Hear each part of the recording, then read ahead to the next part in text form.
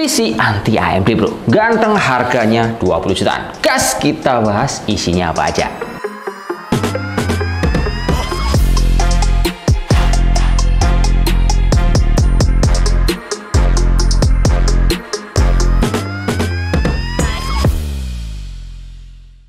Halo bro, assalamualaikum warahmatullahi wabarakatuh, dan jumpa lagi sama saya Samudin di Karisma Channel tentunya. Nah, kali ini bro, kita akan ngebahas PC yang ganteng, clean setup dengan basic warna hitam kayak gini. Ngomong soal PC, kali ini banyak konsumen yang sering sekali minta rakit, tapi mereka itu pengennya dengan model motif casing akuarium. Nah, jadi fungsinya bro, kalau casing ini kita lihat dari bagian depan ataupun samping, komponennya terlihat sempurna. Jadi kayak, wah, looks-nya kelihatan mewah sama eksklusif. Itu adalah kelebihan dari model casing akuarium seperti ini. Nah, kalau ukurannya gimana bang? Ya, kurangannya kita harus pakai fan yang cukup banyak. Terus kalau kalian itu nggak pinter-pinter maintenance fan yang ada di dalamnya, itu tampilannya akan jadi aneh bro. Ya misalnya RGB-nya itu jadi kayak morat-marit, kurang clean setup lah, gambarnya seperti itu. Nah, untuk ngomong soal budget, bisa yang kita build ini kan totalnya di angka 19,9 juta rupiah, gambarnya 20 juta. Terus komponen di dalamnya itu kita pilihin yang maksimal di budget tersebut. Contoh ya, untuk prosesornya kita di sini menggunakan prosesor Intel i7 Gen 13, yaitu 13700K. Kemudian kita di sini juga pakai RAM-nya itu DDR5, pakai 32 GB bro, jadi 16x2, punya tim ARGB. Terus juga kita menggunakan dapur pacu VGA-nya pakai Zotac RTX 4060 8GB OC yang Spiderman Edition. Plus untuk penyimpanannya kita di sini menggunakan punya Samsung yang punya speednya kenceng dengan kapasitas di angka 1 tera. Nah, kalau motherboardnya kita di sini milihnya kemarin tuh banyak bro, ada punyanya Asus TUF, ada juga punya MSI, tapi kita pilihin di budget yang 20 juta itu pakai ASRock yang serinya adalah B760M Pro RS, karena untuk motherboard ini sudah support DDR5. Jadi selain ini lebih jangka panjang dibandingkan DDR4, secara performa dan harga ini menurut saya udah benar-benar bisa mengakomodasi semua komponen yang udah ada di dalamnya. Nah, kalau untuk liquid coolernya kita di sini pakai punya Deep Cool bro, yang serinya adalah LS520SI ARGB. Ini bagus banget bro. Dia tampilnya simple dengan ada logo Deep Cool. Memang dia tanpa ada embel-embel informasi suhu, tapi karena dia nggak ada itu tadi, tampilannya looks-nya kelihatan benar-benar mewah dan elegan.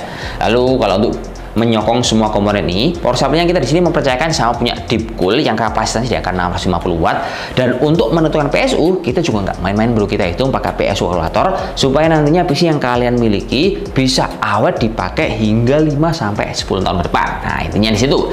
Terus saya juga punya satu cerita menarik pas lagi ngerakit casing di model yang kayak gini bro. Ini kan modelnya dia MATX, nggak begitu gede, jadi kita harus menyesuaikan dari motherboard dan juga fan yang ada di dalamnya. Misalnya gini, kalau kita lihat dari segi harga mungkin ya, kita kan di sini pakai casing mereknya Techwear tipe VIC M2, yang dimana harga casing ini dibanderol di angka Rp695.000.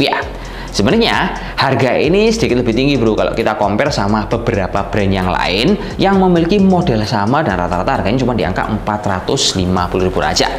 Tapi value-nya punya Techwear ini dia langsung include 3 fan ARGB. Ini bagusnya bro, karena kalau kalian beli model casing yang akuarium gini, saya jamin pasti pusing mikirin fan-nya. Nantinya pakai yang ARGB atau RGB, terus kita pakai jumlahnya ini berapa ya supaya tampilannya bagus. Saya sering sekali untuk memikirkan model-model fan di model casing kayak gini. Nah, supaya nggak bingung, pakai yang ini sudah ada fan bawahnya, terhitung lebih murah lah. Terus kalau untuk materialnya ini lebih solid, dan di bagian atas untuk colokan outputnya lengkap bro, ada colokan tipe C, kemudian ada tombol reset, USB-nya ada 3, plus untuk di bagian airflow-nya dia bagus banget. Yang kita rakit ini dia airflow-nya itu nyedotnya di bagian belakang, kemudian buangnya itu di bagian atas dan juga bagian belakang sini. Terus kalau kalian mau masang kabel power dan juga untuk USB dan tipe C di sini bro, kalian harus hati-hati bro, karena ini kan modelnya motherboardnya itu agak nangkring. Jadi kalian harus sedikit menahan ketika ingin mencolokkan kabel power PSU. Ini kan agak keras bro, karena kalau kalian tidak ditahan bagian bawah, ini resiko patah itu bisa, karena model yang model akuarium kayak gini, MATX-nya itu dia tidak sepenuhnya untuk menghandle atau menahan bagian motherboardnya. Ini hati-hati supaya nggak sampai patah motherboard kalian. Lalu ada satu juga cara buat teman-teman yang tidak bisa menyinkronkan warna dari lampu RGB-nya sini. Karena gini bro, si Techwear ini punya satu inovasi yang menurut saya sangat menarik. Pas kita baru beli casing ini, kita langsung dijodohkan sama colokan dari tombol reset itu, kabelnya itu langsung nancep kepada kabel yang ada di fan-nya ini. Nah, itu cuman kabelnya 4 ke 2. Ini agak aneh awalnya. Itu saya lepas, terus saya colokan kepada resetnya seperti yang ada di motherboard sini. Ujung-ujungnya saya kerepotan bro untuk menyinkronkan warna RGB-nya. Padahal pas saya tanya sama vendornya, ternyata cara untuk menyinkron warna lampunya yaitu kita harus nyolokin tombol resetnya itu kepada kabel V-nya itu, terus setelah menyala, udah deh kita balik lagi untuk colokan reset kepada motherboard dan kita langsung bisa menyinkronkan lewat software yang ada di dalam motherboard kalian. Nah, itu menurut saya inovasi yang bagus dibandingkan kalian harus pakai tombol-tombol lagi dan lain-lain. Kita langsung bisa menggunakan satu software, jadi sinkron jadi satu. RGB pakai motherboard apapun, ini tampilannya jadi clean setup seperti ini. Lanjut, kita langsung ngebahas saja tentang performanya supaya nggak banyak lebar, supaya kalian tahu PC ini mampunya kayak gimana secara performanya.